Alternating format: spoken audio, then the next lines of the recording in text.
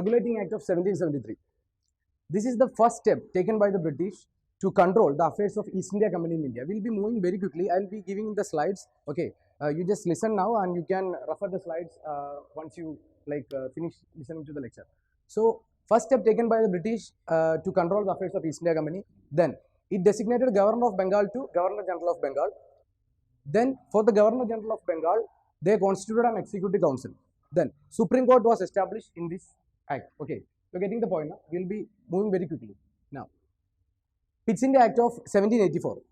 Just two things you should remember. Okay, ignore everything else. Board of Control, new body established. Okay, they will be looking at the political affairs. Previously, there was a body called Court of Directors. Okay, now they will be looking after the commercial functions. Okay, since British started to control the East India Company politically, they established a board of control with their representatives to control the political affairs of East India Company. Then, from this act, what all territories that the company held till now will be known as the British possessions in India. So, I have taken only very minimal stuff for you to remember. Ignore everything else. Only study this much from the text. Then, Charter Act of 1813. What is the specialty of this act? It ended the trade monopoly of the company. Okay, they kept only two things as a monopoly for the company. That is trade in tea and trade with China. Except all other thing, the monopoly of the company got ended with this act. Okay, at least remember this thing only this much. Like remember only very minimum things from these Charter Acts. Then Charter Act of 1833. In regulating act, we made Governor of Bengal as Governor General of Bengal. Now in 1833, Governor General of Bengal became the Governor General of India. So it was the final step towards centralization in British India. Why we say like that? Because at this time the Governor General was William Bentinck. He thought that actually there need to be only one body for making law for the entire country. There need not be provincial legislators. So he took away the legislative powers of Bombay and Madras provinces. So that's why we are considering this as the beginning of a central legislature for India. Which is the present central legislature for India? Parliament, right? So this is the beginning of Parliament, because now he is trying to create a central body to make law for the entire country. Okay, so this is the very beginning. Okay, now there is no mention of Imperial Legislative Council or something like that, but this is the foundation which is laid. I mean, the beginning action for creating a central body which makes laws for the entire country. Now, because he took away the powers of Bombay and Madras provinces, I mean their law making power, then the act ended the activities of East India Company as a commercial body. Why? In 1813, we told that though the monopoly of the company got ended, trade monopoly got ended, they kept two things open for the company: trade with China and trade in tea. Okay, now even that also they took away. They told that not only East India Company, any person from the British country can come and trade with India. Okay, no monopoly for East India Company. So that's why we tell that East India Company's activities as a commercial body got ended with this act, and it just became an administrative body of officers. So that's about 1833 Charter Act. Now 1853. Actually, we told that in 1773 Regulating Act, we created an executive council for the Governor General. Okay. Now the executive council is becoming two. I mean, we are splitting the executive council and making some members as an executive council and some members as legislative council. Okay, so that single body which was created under the Regulating Act of 1773 got bifurcated and two bodies were created, one legislative council and one executive council. Okay, now this is the beginning of Imperial Legislative Council. We told that single executive council of the Governor General got bifurcated and one legislative council got created, and that became known as Imperial Legislative Council, the very beginning of Parliament of India. Okay, then it introduced a system of open competition. Lord William Bentinck in his Charter Act of 1833 tried to open this thing for all Indians as well, okay, to give an equal footing, but it did not happen because of the resistance of Court of Directors. But this time in 1853 it became a reality. Then that means from now both Indians and the British, there is no distinction in competing for the civil service exam. That is 1853. Now 1858, under this act, actually just before 1 year before this act came, what happened? Sipo Mutiny, the first war of independence. So because of that, British realized that okay, company cannot be allowed to rule British India, because they are irresponsible. That's why this mutiny happened. So the crown, I mean the British Queen, decided that she'll be taking over the power of India. That's why we mentioned that this is the beginning of crown rule in India. Will the crown come directly to India for ruling? No. So she will be sending an agent. Who is that agent? He is known as the Secretary of State. Okay. And this Secretary of State will be ruling India through an agent. That agent will be the Viceroy. Okay. Till now we were mentioning Viceroy as the Governor General. But in the 1858 Act, we had a change in terminology. We made the Governor General transformed it to Viceroy. It's the same person, but the terminology changed. Now there is no Governor General, there will be only Viceroy. Now, and since Crown took over the charge of India, like they abolished the East India Company. So it became then for two bodies, Board of Control and Court of Directors. Okay, these were the administrative authorities of East India Company. So it also got abolished by this Charter Act. I'll be giving the slides. Okay, don't worry. Okay, you can refer after this. Just listen to this now. Okay, Indian Councils Act of 1861. Okay, this was the beginning of Indian representation in the British administration. We told that actually in previously we created one executive and legislative council. Now we started appointing Indians to these bodies. Previously only British representatives were there in these bodies. Okay, now Indians also got entry to this body. Now till this now, I mean till this time, till like 1858 Act, before 1861 Act, there was a tendency for like centralization, which began from the 1833. So now what happened is actually decentralization is beginning, because 1857 Act made the British realize that okay, if we are like doing a top-down approach by like suppressing all the Indian ambitions, they will be revolting against us. So they decided that okay, we'll be giving some chance for some Indians to be part of the law-making bodies. So that's why they started appointing Indians to these councils. Then they started an initiative that okay, in every province let there be a legislative council, so that the provinces can make laws for themselves according to their local conditions. So it was a beginning of decentralization. 1833 was the act which made the centralization complete. Okay, it took away the powers of provinces. Now they are giving back the powers to provinces. Okay, so 1833 was the final step towards centralization. 1861 was the beginning of decentralization. Now the provinces got their powers back to make the legislation. Now it accorded the statutory recognition to portfolio system. What is portfolio system? Nowadays, if we know that actually there is home portfolio, there are other portfolios, like each minister will be having a separate department and separate subject to like rule. Like there will be water ministry, there will be ministry for home affairs, ministry for external affairs. So this is the portfolio. So such kind of portfolio system began during this time. And yeah, who was the person who began this portfolio system? Who was the Viceroy? Lord Canning. Remember that thing. So that is a basic stuff. We already know that. That's why I am not adding these steps to these notes. Okay, this is the core crisp note. You should remember at least these very minimal things. Okay, so that you can easily eliminate from the options. You need not remember everything mentioned in the Lakshmikant. Now it initiated the process of decentralization. We already told that. Now coming to 1892 Act. This is the first time they started indirect elections. At that time it was not called elections, but it was called nomination. Okay, so this was this process of nomination or indirect elections to these bodies of British lawmaking. It began in Indian Councils Act of 1892. So they just enlarged. Actually, from 1861, they started the process of decentralization. Now they started enlarging the functions of these lawmaking bodies. I mean, the legislative councils. So they gave the power to discuss the budget and ask questions to the executives of the British lawmaking bodies. Okay. So the power to discuss budget was first time given to the people in the legislative councils. I mean, at present now, actually in 1892, this time there are Indians also in the lawmaking body. So previously they were not allowed to discuss the budget and all. I mean, they were not given any financial powers. Now they are given the power to discuss the budget, and if they have some concerns, I mean, if they feel that actually okay, this budget is not adequate for a particular project or something, they can ask questions to the executive. So that power was given through this act. Now 1909, this act is known as Morley-Minto reforms. Okay, so these are the names of Viceroy, I mean Secretary of State and Viceroy. Okay, so that's why in their names these reforms is known to us. Now this was the beginning of separate electorate and beginning of communal representation for Muslims. Why they have given communal representation to Muslims this time?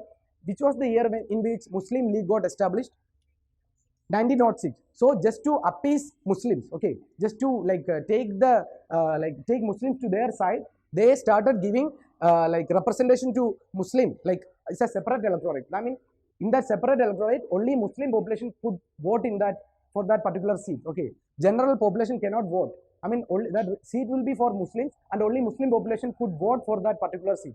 So that is the concept of separate electorate. Actually, this was the beginning for the partition of India. Actually, these communal tendencies that Hindus and Muslims are different and they cannot coexist together. This kind of ill feeling was injected through this morally Indo reforms or the 1909 Indian Councils Act. Now, this was the first time in Viceroy's Executive Council, one Indian got appointed. Previously, we told that actually in Legislative Council, we started appointing Indians. Okay, we told that actually. So in 1892 Act. Now in the not in the Legislative Council, but in the Executive Council, one Indian got appointed, and that was S.P. Sinha or Satyendra Prasanna Sinha. He was appointed as the law member of Viceroy's Executive Council. Now, Government of India Act of 1919. This act is also known as Montagu-Chelmsford reforms. Previously, it was known as 1909 Act was known as Morley Minto reforms. Now, this is Montagu-Chelmsford reforms. These are the respective names of Secretary of State and Viceroy respectively. Then, from this act, they are dividing the total subjects of the nation to two, like central subjects and provincial subjects. So, central subjects and provincial subjects got demarcated into two from this act, and they started two new innovations in the Indian administration. One is diarchy. Diarchy means what? Rule of two. Governor will be ruling some subject, elected ministers will be ruling some subject in the provinces, but only in the provinces. So they introduced diarchy in the provinces from this act, and in the center, they introduced the principle of bicameralism. Bicameralism means upper house and lower house. So this was the act which created the Lok Sabha, Rajya Sabha kind of setup in the parliamentary body. I mean, in the Imperial Legislative Council, they created two bodies known as upper house and lower house. So there was a legislative assembly, I mean today's Lok Sabha, and there was a legislative council, today's Rajya Sabha. This initiated in Government of India Act of 1919. Now, this was the act when direct elections started. We told that when we discussed the Government of India Act of 1892, that was the year when indirect elections or nominations began. Now this is the year 1919 was the year when in which direct elections began. Okay, when you study modern India, you will be studying about Swarajis and no changes. Okay, Swarajis advocated for council entry. Why? I mean, what was the reason? What was the opportunity for them? For entering the council, this was the opportunity. Under Government of India Act of 1919, they started direct elections. So they got an opportunity to enter the Legislative Council. I mean, Indians can also contest the election. So that opportunity was given by Government of India Act of 1919. That's why we say that direct elections. So these Swarajis contested the elections which were conducted under this act. They entered the council. They started making trouble to British, by entering the Legislative Council of the British India. Then it provided for the establishment of Public Service Commission, which was the act which created Supreme Court of India, 1773. Okay. Now they are creating another body called Public Service Commission, and that's under Government of India Act of 1919. And now I am going to discuss about Government of India Act of 1935, but just keep one thing in mind. In Government of India Act of 1919, they demarcated the subjects into central subjects and provincial subjects. But in Government of India Act of 1919, they created federal list, provincial list and concurrent list. I mean, federal subject, provincial subject and concurrent subject. Okay. Previously it was only two, central and provincial. Now three, federal, provincial and concurrent list. I mean, we are following this tradition now. Okay. We have union subject, union list, state list and concurrent list. Okay. So in this act, at first we are telling about a federation, an all India federation consisting of provinces and princely states. But this was just a provision. Did it came? It did not come into existence. This provision was not put into practice. Why? Because the princely states were not did not show an interest to join the Indian Federation. Okay, so this just remained as a provision, creation of an all India federation. So that's about the first provision in 1935. Then they created pre-list. Now the residuary powers were given to the Governor General. At present, who is having this residuary power? Who? Central government. Now at that time it was given to Governor General. Then now remember one point, we told that actually in the previous act they introduced two new innovations, diarchy and bicameralism. Diarchy means rule of two, rule of governor and rule of elected ministers in the provinces, and in the center they created an upper house and lower house. Now in this act they are just reversing it. Okay, in diarchy was established in the provinces. Now they abolished the diarchy in the provinces and introduced it in center. Okay, and again the bicameralism was again added to the provinces. Previously, bicameralism was only at the center. Okay, now it is also there. Along with that, they added that provision to the provinces as well. So out of the 11 provinces, out in 6, the bicameralism got introduced. Why? Like, what might be the reason they have introduced only in 6 provinces? Even today, you just think, do all the state legislators are having upper house and lower house? No, because there are population limitations. Okay, if there is no huge number of population, they need only one house. Okay, if the population is too huge, like in Uttar Pradesh and all, they can create this upper house and lower house. So that's why, because of in some provinces population was less, so they created only one house there, and remaining in the other provinces which were big, having huge population, they created the upper house and lower house. So in 1919, they introduced a diarchy in the provinces. In 1935, they abolished the diarchy in the provinces and introduced that in the center. In 1919, they introduced bicameralism in the center. In 1935, they introduced that bicameralism in the provinces as well. Remember these 2 points. Then, it provided for the establishment of a federal court. Supreme Court was established in which? 1773. Now this is federal court. Actually, when we are in the exam hall, we will be getting confused. Okay, federal court and Supreme Court are 2 different terminologies used by British. Okay, so that Supreme Court was in 1773 Regulating Act. Now federal court was in Government of India Act of 1935, and it abolished the Council of India. Which is this Council of India? 1858. To assist whom? To assist Secretary of State. We told that actually one council was created to assist him. So that got abolished by now. Now, Indian Independence Act of 1947. Actually, this made, this declared India as an independent and sovereign state. So, previously, the people who made laws and who interfered in everything was the viceroy at the center and the provincial governors at the provinces. But now they were just made the rubber stamp. Okay, like our president and governor now, they were just made nominal heads or constitutional heads. So that's why they designated viceroy and the provincial governors as the constitutional or normal or nominal heads. They have no such powers. They just acting like a rubber stamp. Okay, only according to the advice of Council of Ministers they could govern. So they were made inefficient or less powerful through this Indian Independence Act of 1947. Then it created 2 functions for the Constituent Assembly. Constituent Assembly was created in which year? 1946. I mean 1 year before this act. Okay, so Constituent Assembly was already there, but this act conferred 2 powers to the Constituent Assembly. One, to make constitution. Second, to make law. Okay, Parliament came only after the general elections in 1952. Okay, till that time they needed laws for governing India. That's why that function was also given to the Constituent Assembly. So Constituent Assembly met in alternate days with different functions. If one day they are sitting for creating the constitution, the other day they will be sitting for making laws. So these were the 2 functions performed by the Constituent Assembly. Now we will start discussing the questions. So see this question. Preamble to the Constitution of India is. So as you know, we are moving to the applied part of the test. Okay, so the questions would be a little bit on a moderate difficult side. Okay, so for this test, upcoming test, I am telling you. So that's why I have selected such questions in a way that you should be able to analyze the things that you have already studied. Then second, last history test, many people told that actually they failed to notice many words in the question. Okay, so they marked it negative, like that Pallava Chola question and all. Okay, you failed to notice some words. So in the applied test, this problem will be more difficult, on the more difficult side. So you should be more conscious about each and every word in the statement. You should be mindful of each and every 2 different statements. For example, last time they interchanged the Alward's provision, they attached it to Nayanar's. Okay, similarly they could exchange. I mean, they can interchange Mahayana Buddhism's provision with Hinayana Buddhism, and similarly they can exchange. So similarly, with President's rule on national emergency, if you get a question, they can easily interchange the provision. At that time, when you read for the very first time, like in first round and all, when you read very quickly, you will fail to notice that this was a provision of national emergency, but they have attached it with the President's rule. So after marking, don't think that, okay, I failed to notice. So be conscious when you read itself. Now, Preamble to the Constitution of India, which is the answer? Why D is the answer?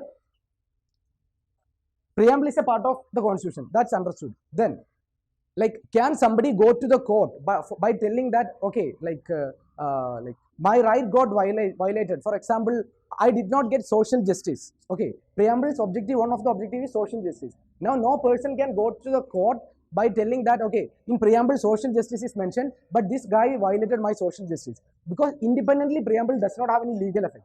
But attached to the law, we are like, it can create, attached to other provisions in the constitution or legislation, it can get that power. For example, we have a law which prevents the untouchability. Okay, so untouchability, when like that kind of an act gets its existence from the different provisions in the like preamble. Okay, we have equality, fraternity, etc. mentioned in the preamble. So we cannot discriminate people based on any of the reasons, maybe their status, their finance, their caste and all. We cannot discriminate. So the laws that are present in our legal book are having their foundation in the, or their genesis in the preamble. So preamble provisions does not have an independent legal effect, but by associating it with the law, it gets its like power.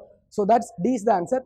Now about preamble. Preamble gives three things to us. One, it mentions the source. What is the source of the constitution? The people have the ultimate power. Then it tells about the nature of the Indian state. Indian state is sovereign, socialist, secular, democratic and republic. And what are the objectives of preamble? Justice, liberty, equality and fraternity. Now in this test, I mean the applied kind of test, they won't be asking about the objective, but they will be asking a little bit deeper, like what are the components, I mean, of justice? What all kind of justice are mentioned in a preamble? Social justice, economic justice and political justice. You should understand each of the word which comes under the justice. So they will be asking, like, the objectives of preamble include social justice, economic justice and to promote fraternity, etc. Okay, what all things comes under this third point becomes the objective of the preamble.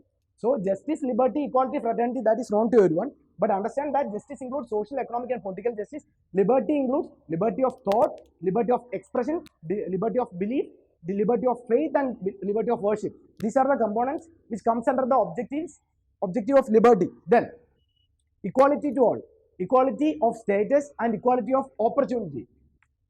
What about fraternity? Fraternity about respecting each individual. Okay, to give that dignity to each individual. Why? Then only we can maintain the unity and integrity of the nation. If some people are discriminated, like some people are not given adequate opportunities, they will revolt. Like they won't be like willing to be the part of India. That's why respecting others, giving dignity to others to maintain fraternity becomes like necessary for maintaining the unity and integrity of the nation. So these are the objectives of the preamble or the objectives of the constitution. Now one more thing. I told that three things are given by preamble. One, it mentions about the source. I mean, the people is the ultimate power. Then it actually four things. Second, it mentions about the nature of the Indian state. So nature of the Indian state is this thing and objective is this thing. So don't confuse. Nature means sovereign, social, secular, democratic and republic. Objective means these other things like justice, liberty, equality and fraternity. And it also mentioned about the date of adoption of the constitution, that is 26 November 1949. Remember the date. Now, coming to other topics, answer this question. Which of the languages is or are not listed in the 8th schedule of the constitution? English is there? No. Dogri is there? Yes. Garhwali? No. Now what are the languages mentioned in the 8th schedule of the constitution? Assamese, Bengali, Gujarati, Hindi, Kannada, Kashmiri, Konkani, Malayalam, Manipuri, Marathi, Nepali, Oriya, Punjabi, Sanskrit, Sindhi, Tamil, Telugu, Urdu, Bodo, Santali, Maithili and Dogri. So remember the languages. And how can we remember these languages? Remember, divide India into north, south, west and east. Okay, so understand from the South India which all languages comes under 8th schedule. Okay, that we can easily remember. These are our languages, Dravidian languages. Now divide, move to the northern part, which all languages like Hindi and all, like Kashmiri and all. From the northern part, which all languages are there in the 8th schedule? Then from the northeast side, which all languages like Bodo, Dogri kind of thing. Okay, and from the western side, Urdu kind of thing. So study Sanskrit kind of things as an exception. It's not like it cannot be told as a North Indian language and all, because even in the Vijayanagara kingdom they use this language. So like have some strategies. Don't continuously read this thing. Like we will be like at times, like when given in the options, we may be like feeling doubt, like whether like Bodo is there, whether Maithili is there. So have some strategies to remember these things rather than just mugging up. Now, who among the following takes oath to preserve, protect, and defend the constitution? So this is the nature of questions in the applied test. For example, normally in the first test, I told you to study the kind of persons who all the oaths of which all people are mentioned in that schedule. Which schedule? Third schedule or second schedule? Second schedule or third schedule? Confusion. Third schedule. It's third schedule. And what is mentioned in second schedule? Salaries of some people. Okay. So if in first test, if I asked you to study the kind of people whose oaths are mentioned in the third schedule, now I am telling you that there are two kinds of oaths. Okay. For a certain kind of people, I'll tell you who all are. For that kind of people, their title of oath will be to preserve, protect, and defend the constitution. That means it's a more serious affair. Okay, they should be, they are given the responsibility to defend the constitution and to protect the constitution. Okay, from making, like otherwise the central government will be, if they are having majority in the parliament, they will be altering the like constitution, like Indira Gandhi did. Okay, they will be amending the constitution by altering the basic structure and all. So it is the responsibility of these people to see that the constitution is not altered. So they should protect the constitution. So who will be the person in this? CJI. It's not CJI. It's actually governor. You know, this is the problem. CJI, I'll show you. The president and governor are taking the oath to preserve, protect, and defend the constitution and the law. Okay, understand this. Who are the constitutional head of the state, like central government, I mean the union? President. Who is the constitutional head of the state? That's why they are given the power to defend the constitution. Understand in that way. Then the CAG, Chief Justice of Supreme Court, ministers, all others, their title of oath is to have allegiance to the constitution of India as established by law. I mean, their responsibility is to show allegiance. I mean, to show responsibility to the constitution. Their behavior should be in a way that they won't be tarnishing the image of the country. Okay, they won't be tarnishing the provisions of the constitution. So allegiance of the constitution is the title of the oath of all other persons, like Chief Justice, like ministers, and CAG, like people. So president and governor, the constitutional heads of the union and the state, will be the responsible persons to defend the constitution. Now, third schedule. Like I told you one strategy about remembering, how to remember the persons who are mentioned in the third schedule. Can anybody recall that thing? What is the strategy? Like these many number of people are given. How to remember? Like they will be giving, say, 4 to 5 options, I mean statements in the question, and we will be confused. Okay, like this person is there or not. But in the first revision lecture, I told you one strategy to easily remember this. Can anybody remember that thing? Correct. Just remember that a person is standing for an election. Okay. From that stage, what all stage he passed through, that all positions comes under this. He stands first as a candidate. Then he is getting elected, maybe as an MP or MLA. Okay. That position is there. I mean, when he stands as a candidate, he has to take an oath. That comes under the third schedule. When he elected as a member of parliament or member of legislature, he takes an oath. That comes under the third schedule. Then what is the promotion of these members? Ministers. Okay. When he takes oath as a minister, that will be there. And these three positions are there in both central and state. Okay. Union ministers, state ministers. Right. Parliament election candidates, state legislature election candidates. Members of parliament, members of state legislature. So from the position that he is standing for an election till he becomes a minister, all the positions that he is going through will be coming under the third schedule, both in central and state. Then you just study two exceptions. That's why I highlighted that thing. Judges and CAG. Okay. These also are included. Their oaths are also included in this thing. It is easy now, right? Now.